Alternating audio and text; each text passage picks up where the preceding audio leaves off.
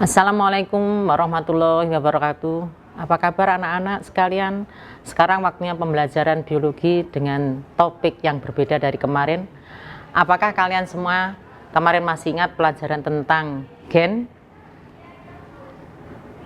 Jika kalian ingat tentang gen, bagaimana penurunan proses gen itu ada di dalam tubuh kita, mari kita belajar pada topik yang berikutnya, yaitu tentang pola-pola hereditas pada makhluk hidup.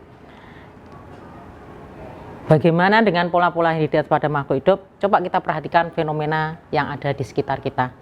Contohnya adalah berbagai warna bunga yang ada di sekitar kita. Coba lagi perhatikan di dalam tubuh kita. Apabila kita dalam satu keluarga, ada yang bertubuh coklat, ada yang kulitnya kuning, kuning langsat, dan seterusnya. Itulah yang akan kita pelajari pada topik hari ini tentang pola-pola hereditas dan bagaimana pola-pola pewarisan sifat ini bisa diturunkan dari induk kepada anaknya. Maka akan kita pelajari dalam mata pelajaran biologi hari ini. Untuk itu marilah kita lihat fenomena tadi di dalam proses pewarisan sifat tersebut antara bunga merah, bunga putih, ataupun biji warna hijau, bunga biji warna kuning, dan seterusnya, itu adalah memiliki pola, di mana pola pewarisan sifat itu berlangsung dan berlaku kepada semua makhluk hidup, baik hewan, tumbuhan, termasuk diri kita ataupun manusia semuanya. Ini adalah dasarnya di dalam proses penelitiannya adalah sampai hari ini adalah yang melakukan penerapan hukum ini adalah kita melakukan atau mengaplikasikan hukum Mendel. Tentunya adalah kita akan memperjelas dalam hukum Mendel 1 maupun hukum Mendel 2. Bagaimana mengaplikasikannya? Tentunya kita harus tahu persis apa saja yang ada di dalam aplikasi untuk penerapan Mendel 1 maupun Mendel 2. Yaitu sebelum kita mempelajari tentang Mendel 1 dan Mendel 2, tentunya kita harus tahu sifat atau istilah-istilah yang ada di dalam pewarisan sifat tersebut. Dari parental, yaitu kalau kita mengistilahkan adalah pada tumbuhan jantan dengan tumbuhan betina, atau dalam satu tumbuhan ini nanti akan menghasilkan keturunannya adalah melalui proses peleburan. Di dalam proses ini adalah segregasi, ini tentunya adalah harus kita penuhi istilah satu antara lain adalah bentuk genotip, bentuk fenotip, dari parental, filial. Kemudian kita harus tentunya tahu tentang gamet.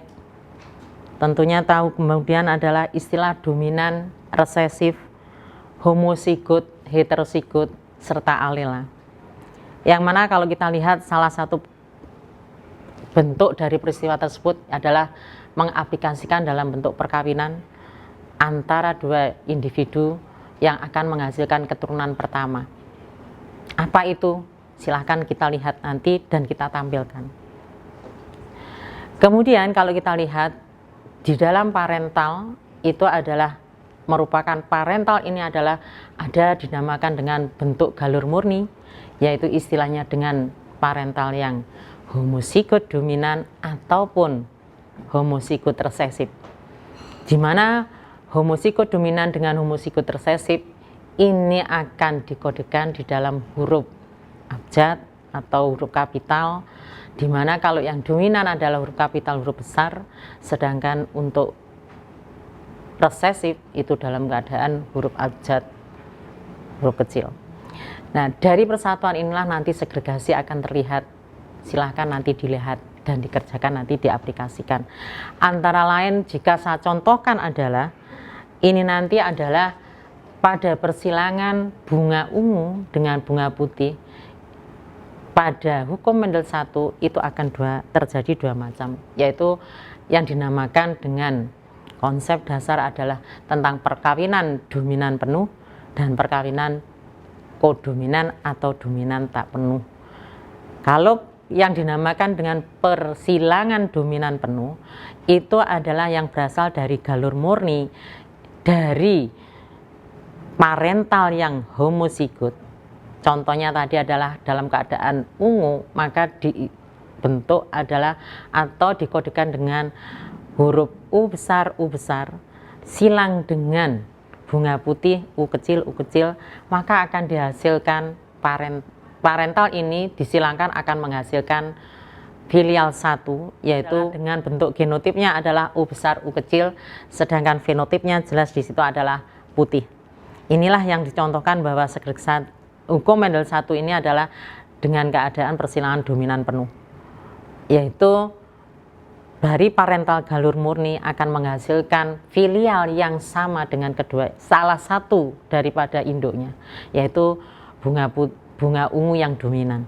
Sehingga dalam hal ini kalau kita lihat dirunut kembali bahwa F1 jika silang sesamanya untuk menghasilkan F2 atau filial kedua, keturunan kedua, maka penyilangan antara filial 1 dengan filial 1, yaitu bunga ungu dengan bunga ungu, tetapi dengan bentuk genotip yang sudah heterosigot, maka segregasi ini kembali lagi kita lihat pada F2 akan menghasilkan yang namanya F1 tadi bercampur dengan F1 akan kembali yang memunculkan gen dominan, ada perbandingan atau rasio daripada fenotipnya 3:1.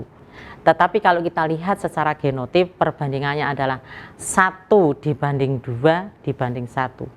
1 dalam bentuk genotip adalah galur murni pada dominan penuh, yaitu pada gen dominan, yaitu diperlihatkan adalah genotip U besar atau ungu, sedangkan yang dua adalah rekombinannya adalah U besar dan U kecil, itu ada 2 jumlahnya, dan U kecil adalah yang putih ada 1. Inilah pada hukum Mendel jika diaplikasikan dalam kehidupan, dan ini masih banyak lagi di dalam kehidupan yang lain, dan di situ adalah merupakan dominan penuh. Sedangkan saya contohkan lagi di sini adalah apabila dalam proses persilangan tersebut adalah merupakan gen dominan tak penuh atau yang biasa disebut dengan persilangan kodominan, maka filial 1 tidak sama dengan kedua parentalnya. Dicontohkan misalnya ada bunga merah dengan bunga putih, maka parental ini apabila secara fenotip merah, genotipnya adalah kita menggunakan M besar, disilangkan dengan bunga putih M kecil, maka filialnya adalah merupakan dihasilkan tidak sama dengan kedua parentalnya, tapi F1 atau filial 1 ini hanya dihasilkan bunga merah muda. Maka di sini dikatakan adalah sebagai kodominan. Tetapi ini tidak merupakan bagian dari proses yang tidak sama dengan atau penyimpangan dari hukum Mendel 1, melainkan masih dalam konsep dasar hukum segregasi, di mana di dalam penyilangan kodominan ini proses di dalam bagaimana bercampurnya gen dominan dengan gen resesif dan memperlihatkan fenotip pada F1-nya berbeda dengan kedua parentalnya, itu adalah karena proses percampuran. F1 yang merupakan merah muda atau M kecil, M besar, secara fenotip adalah merah muda. Jika ini nanti dipersilangkan lebih lanjut atau untuk menghasilkan F2, tetap secara rasio genotipnya, sedangkan rasio fenotipnya berbeda dengan yang persilangan dominan penuh. Artinya apa? Bahwa di dalam proses persilangan dominan tak penuh atau kodominan ini, pada rasio fenotip F2-nya dihasilkan perbandingan 1:2:1. 1 adalah untuk genotip dominannya sama dengan parental pada parental pertama, yaitu adalah dominan merah-merah, sedangkan yang dua itu adalah merah muda, sedangkan yang satu adalah putih. Berarti putih adalah merupakan cerminan parental yang pertama pada genotip resesif. Itulah yang kita lihat pada fenomena di dalam penerapan hukum Mendel 1. Tentunya di dalam hukum Mendel 1 ini berlaku untuk semua makhluk hidup. Itu saja yang bisa saya sampaikan, maka sampai jumpa untuk yang berikutnya, pelajaran berikutnya. Assalamualaikum warahmatullahi wabarakatuh.